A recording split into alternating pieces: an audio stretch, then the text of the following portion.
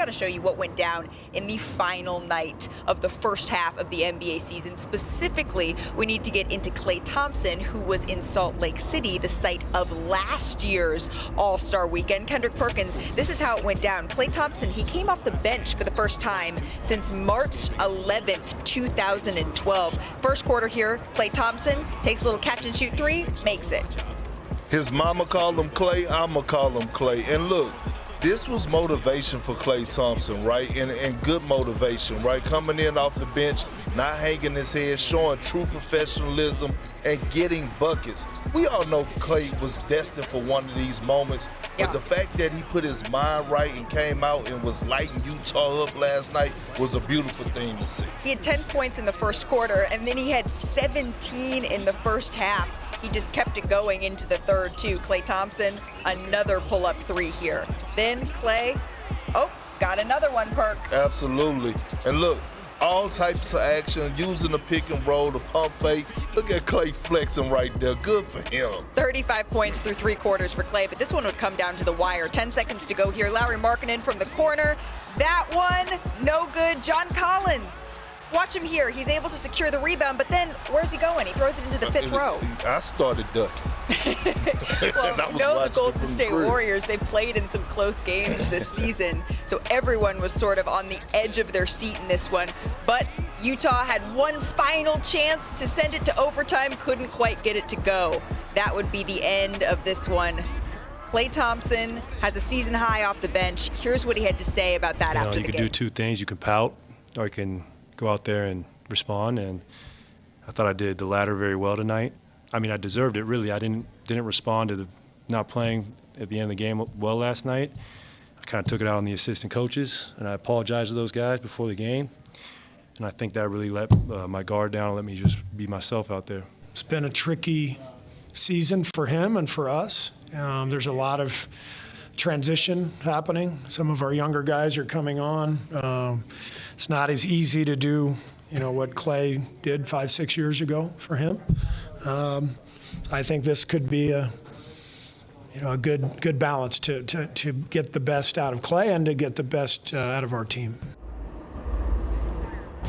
So Klay played in his first game as a reserve in nearly 12 years, but he more than made up for that, right? His 35 points against the Jazz, it was a season high for Klay. It was also the most points he scored in any game off the bench, because before last night, he'd never even reached the 20-point mark as a reserve. So there's been so much made, CJ, about the two timelines, right, of Golden State. And now you're seeing Brandon Podziemski get the start. You're seeing Jonathan Kuminga get the start over Klay Thompson. What was your reaction to seeing this? I was very surprised to see him coming off the bench, especially considering the timing of it. With the All-Star break coming up, we're about to get essentially a week off from basketball where you're able to relax your mind, get away from the game, see family, play with your dog, do all the things that make you happy before you go into this 26-game sprint. So the timing was very interesting, and I think what was a pleasant surprise was how he responded to it. Yeah. Being a professional, having not come off the bench since 2012, being a Hall of Famer, a guy with multiple rings, a guy who's been a part of a dynasty, to accept that and to not pout and whine about it, although I'm sure he wasn't happy. He went out and responded with 35 points. I think this is a lesson for a lot of young players in the league, but I think it was also maybe a little bit of manipulation by the Warriors to kind of see where he was at and to see how he would respond. And maybe this is something that continues to go on in the future. Maybe it's not, but I was definitely surprised that they decided to do that right before the All-Star break. There's not one other player in the league that's had to deal with Klay Thompson had to deal with over the last 3 years. The emotional roller coaster, right? The ride, the injuries, coming back, trying to find his rhythm. All of a sudden, not really getting his rhythm, not being the Klay of old, having to deal with being benched in the fourth quarter. And then you look at it last night, his first time coming off the bench since 2012. And when I think about Klay, I think about Steph and I think about Draymond Green, right? This is when Klay needs them the most. This is when they have to elevate their leadership, because you know why?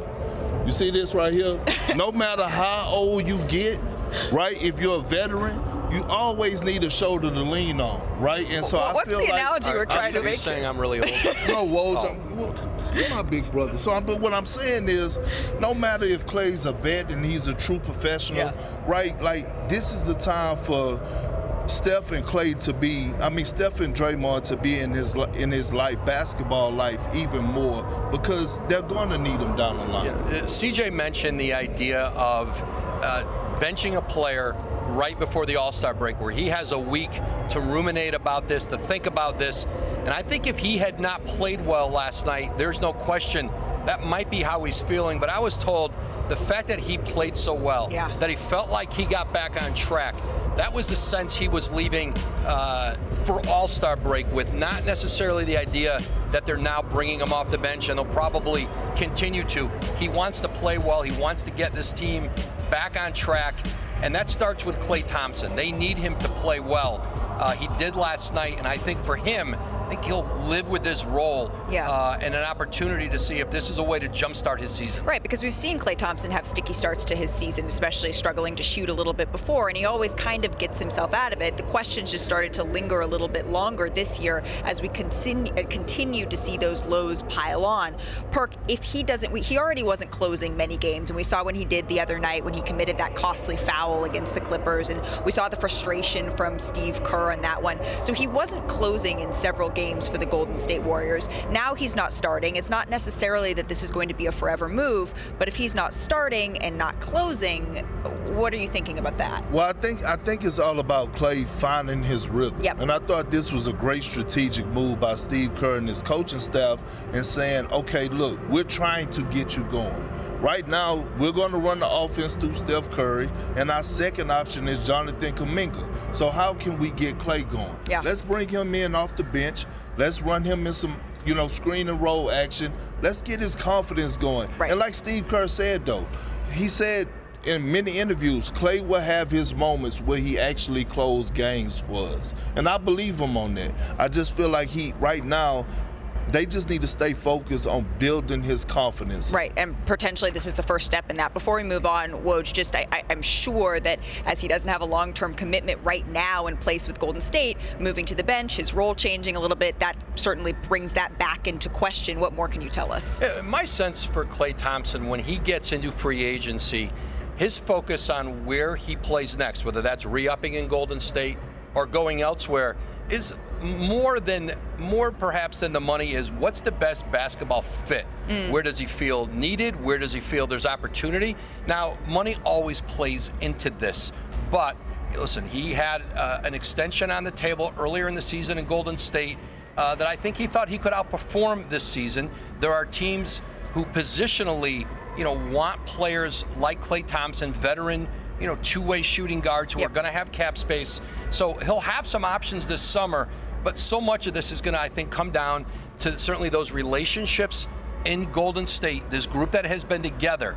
Can they keep this together, and can they keep us together at a significant discount perhaps for some of this group? But I think for Klay Thompson, the better he plays now, the more options he's going to open up for himself in the offseason. And you have to imagine, this is kind of what we were talking about before the show. Klay's made a lot of money in his career. It could come down to, what does he really want, CJ? Yeah, I think it's going to come down to how he wants to be remembered. Does he want to be a lifelong Golden State Warrior? And that's a question that he's going to have to ask himself. Obviously, the contract situation, his role, the mental frustration and the battles that he's gone throughout the season, the ebbs and flows of performance are going to play a factor, but there's still a lot of basketball to be played, 26 games left. They can position themselves to either make the playoffs or make a run in the play-in. I think how the end of this season goes will dictate his mentality and his mindset. And if they leave too sour of a taste in his mouth, you could see him leaving to opt out for maybe somewhere where he feels he can be better utilized, better fit, and a fresh start. I'm not saying that he should do that. I'm saying that he has to figure out what he wants most, because he's a Hall of Famer, one of the greatest basketball players, one of the greatest shooters to ever touch a basketball, and he could retire tomorrow and be happy. But I think that he has a lot of basketball left that he wants to prove to himself and to others.